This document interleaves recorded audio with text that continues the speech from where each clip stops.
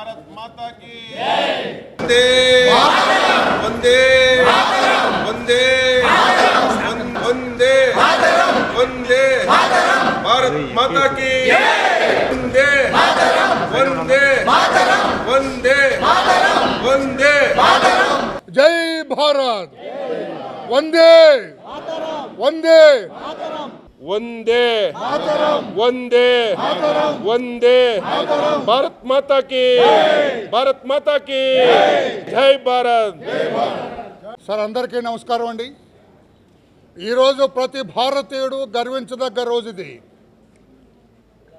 భారతదేశం అంటే ఆషామాషిగా తీసుకొని ఉగ్రవాదులతో దాడులు చేయించి 29 మందిని మట్టుబెట్టిన ఈ పాకిస్తానీ ప్రభుత్వానికి బుద్ధి చెప్పాలనే ఉద్దేశంతో భారతదేశ ప్రధాని నరేంద్ర మోడీ గారు ప్రపంచవ్యాప్తంగా దేశాలన్నిటిని కూడా సమన్వయం చేసుకొని పాకిస్తానీలు చేసిన తప్పు అందరికీ తెలిసే విధంగా అందరికీ ప్రపంచవ్యాప్తంగా తెలియజేసి నిన్న సర్జికల్ స్ట్రైక్స్ ద్వారా పాకిస్తాన్ దేశస్తులకి ఒక బుద్ధి చెప్పారు। ఖబర్దార్ అని ఆయన గొంతెత్తి వెలుగు చెప్పినట్టుగా నిన్న దాడి జరిగింది।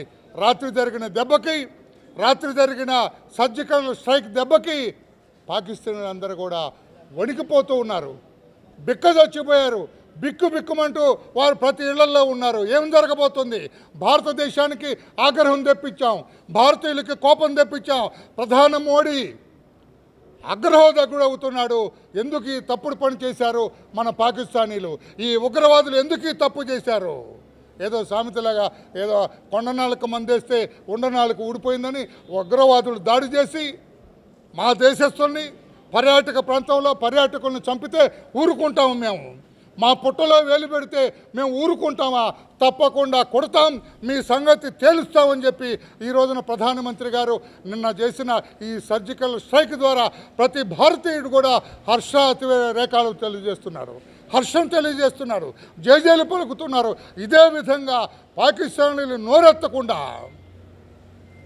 పాకిస్తానీలు మన దేశం వైపు చూడకుండా ప్రధానమంత్రి గారు ఇంకా కట్టుదిట్టమైన చర్యలు తీసుకోవాలి। ప్రతి భారతీయుడు మీ వెంటున్నారు, మేమందరం మేము ఉంటాం, మీరు తీసుకున్న ప్రతి చర్యలో మేము భాగస్థులం అవుతాం, మీ వెంట నడుస్తామని చెప్పి కూడా తెలియజేస్తూ ప్రధాని మోడీకి ప్రభుత్వాన్ని కూడా ఈ సందర్భంగా అభినందనలు జేజేలు తెలియజేస్తున్నాం।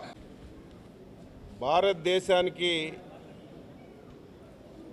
శిరస్సులా భావించే కాశ్మీర్ లోయలో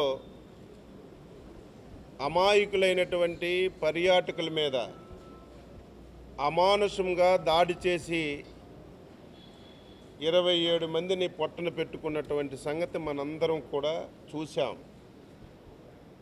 ఇటువంటి పరిస్థితిలో రాత్రి భారత సైన్యం ఉగ్రవాదుల మీద చేసినటువంటి దాడిని యావత్ భారతదేశం గర్విస్తుందని చెప్పి ఈ సందర్భంగా తెలియజేస్తున్నాను।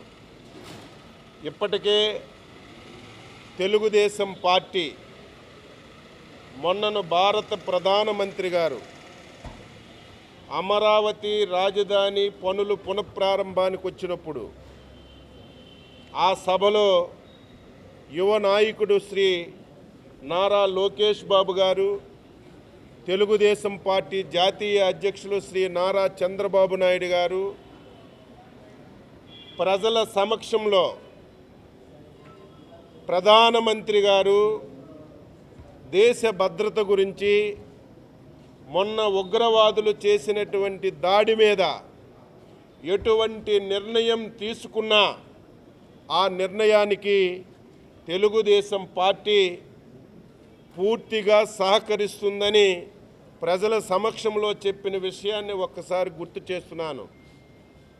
రాత్రి ఏదైతే ఆపరేషన్ సింధూర్ పేరుతో 9 ఉగ్రవాదుల స్థావరాల మీద దాడి చేసినటువంటి విషయాన్ని యావత్ భారతదేశం గర్విస్తుందని చెప్పి సందర్భంగా తెలియజేస్తున్నాను।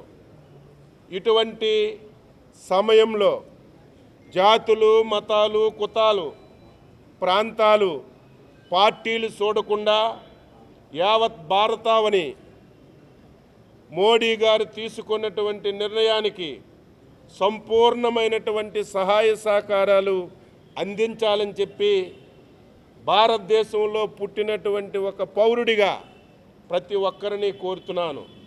అదేవిధంగా నిన్న చేసినటువంటి దాడికి ఏదైతే ఉగ్రవాదుల్ని మట్టి పెట్టించారో మన భారత సైన్యం వెనక యావత్ దేశం అండగా ఉంటుంది.